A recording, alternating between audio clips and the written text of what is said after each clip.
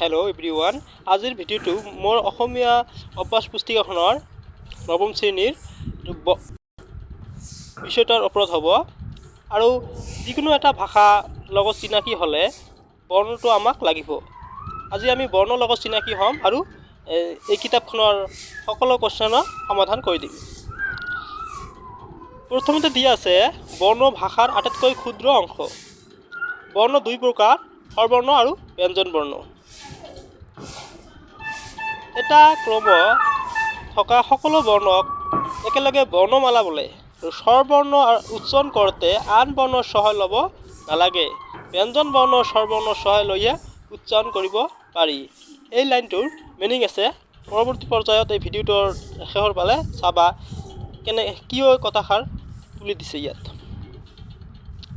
এতিয়া আমি ক্ৰিয়াকলাপ লৈ আহোঁ। বৰ্ণ কাক বোলে, ই কেই প্ৰকাৰ আৰু কি কি? ধ্বনিবোৰৰ লিখিত প্ৰতীকক বৰ্ণ বুলি কোৱা হয়। যিবিলাক ধ্বনি আছে লিখিত ৰূপ দিয়া বৰ্ণ বুলি কোৱা হয়। আৰু বৰ্ণ সাধাৰণতে দুই প্ৰকাৰ। চোৱা, এনচাৰটো মই লিখি ৰাখিছোঁ, তোমালোকে চাই লিখিব পাৰিবা। নেক্সট কুৱেশ্যনটো লৈ আহোঁ। বৰ্ণ বিশ্লেষণ মানে কি, উদাহৰণ দিয়া।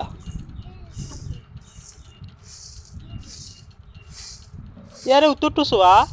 একোটা শব্দ দুটা বা ততোধিক বৰ্ণৰ সমষ্টিয়ে মাথোন। শব্দত থকা বৰ্ণবোৰ পৃথক পৃথককৈ দেখুৱাকে বৰ্ণবিন্যাস বা বৰ্ণবিশেষণ বোলা হয়। 3 নম্বৰত দিছে তলৰ স্বৰবৰ্ণটো চিনাক্ত কৰা। স্বৰবৰ্ণ এতিয়া কোনটো আমাক চিনাক্ত কৰিবলৈ দিছে। ক নম্বৰত দিছে ক, খ নম্বৰত দিছে নিয় আৰু গ নম্বৰত ই। ইয়াৰ শুদ্ধ উত্তৰটো হ'ব স্বৰবৰ্ণ যদি কৈছে এইটো হ'ব ই। স্বৰবৰ্ণ কেইটা? স্বৰবৰ্ণ 11টা।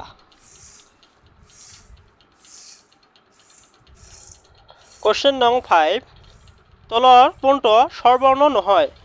তলৰ কোনটো স্বৰবৰ্ণ নহয়? ইয়াত আমি দেখা পাওঁ আ আৰু ই এইটো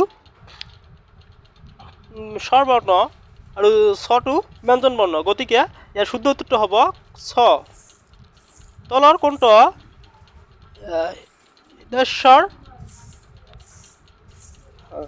ইয়াৰ শুদ্ধ উত্তৰটো হ'ব অ আৰু ই। নেক্সট, তলৰ কোনটো দীৰ্ঘস্বৰ?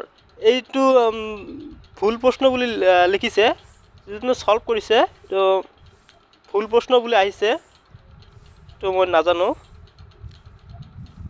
তলৰ কোনটো ব্যঞ্জন বৰ্ণ?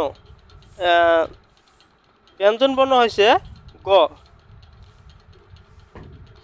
আৰু তলৰ কোনটো বৰ্গীয় বৰ্গ? বৰ্গীয় বৰ্গ তলৰ কোনটো? ইয়াৰ হ'ব উত্তৰটো গ। তলৰ কোনটো অন্তস্থ বৰ্গ?